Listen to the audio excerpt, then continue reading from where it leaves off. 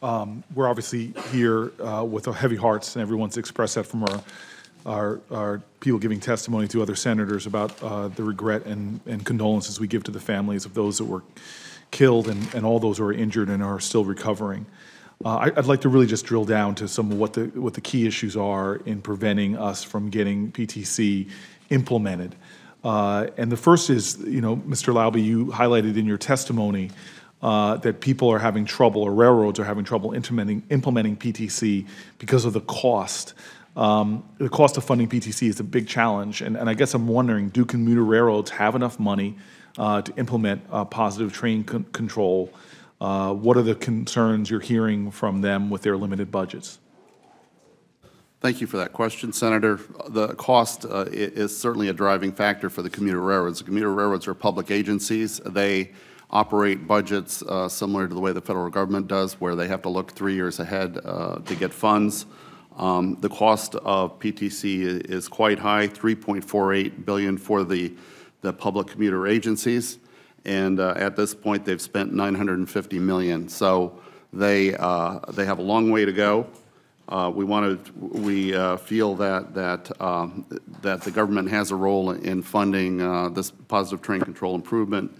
And in our last two budgets, I'm sorry to interrupt you. The federal government has a role to play. We have asked for $825 million specifically to support positive train control implementation on public commuter rail agencies. And we've asked for that in 2015 and 2016.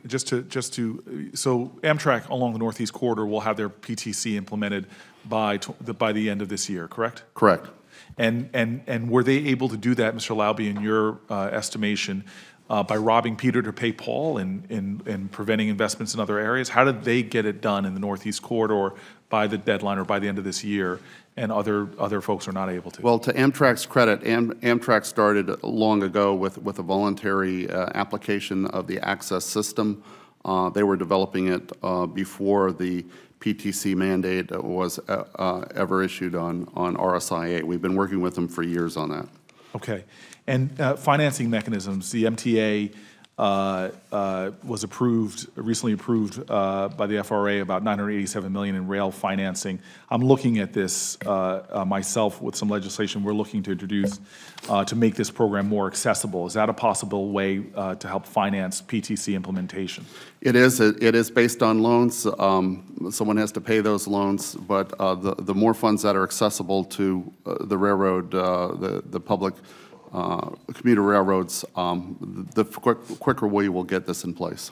Right, and I guess I share a lot of the frustrations as expressed, and I appreciate the panelists for enduring what is understandable frustration amongst my colleagues and I.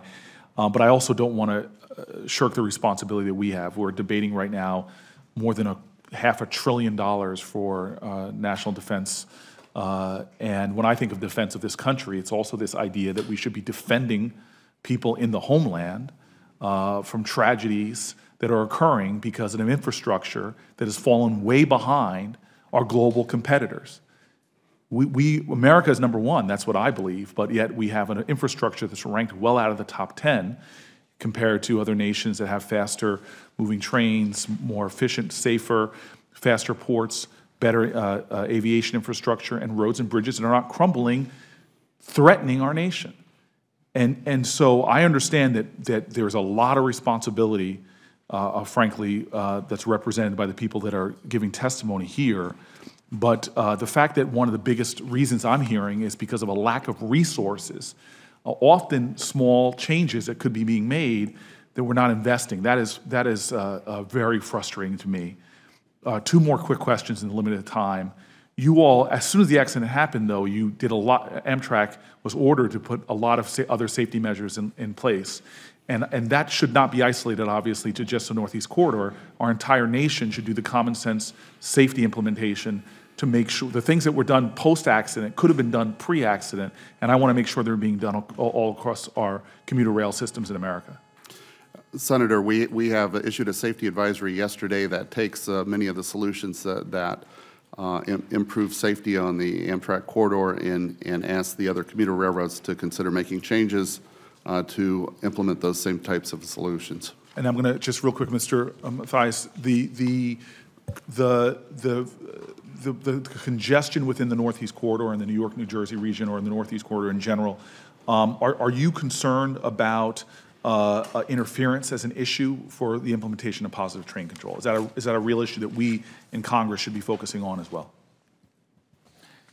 Thank you, Senator. Interference is a concern in any spectrum-related activities. It's a concern in this case, not only train to train, but also potentially trains interfering with adjacent TV stations. For this reason, spectrum licensees engineer their systems carefully. They work these problems out. And in this case, Amtrak, as well as the freight rails, have assured us that they're designing their systems to operate so that they don't interfere with each other. To the extent that they do, we stand ready to engage with them to help them find solutions. Mr. Chairman, thank you very much.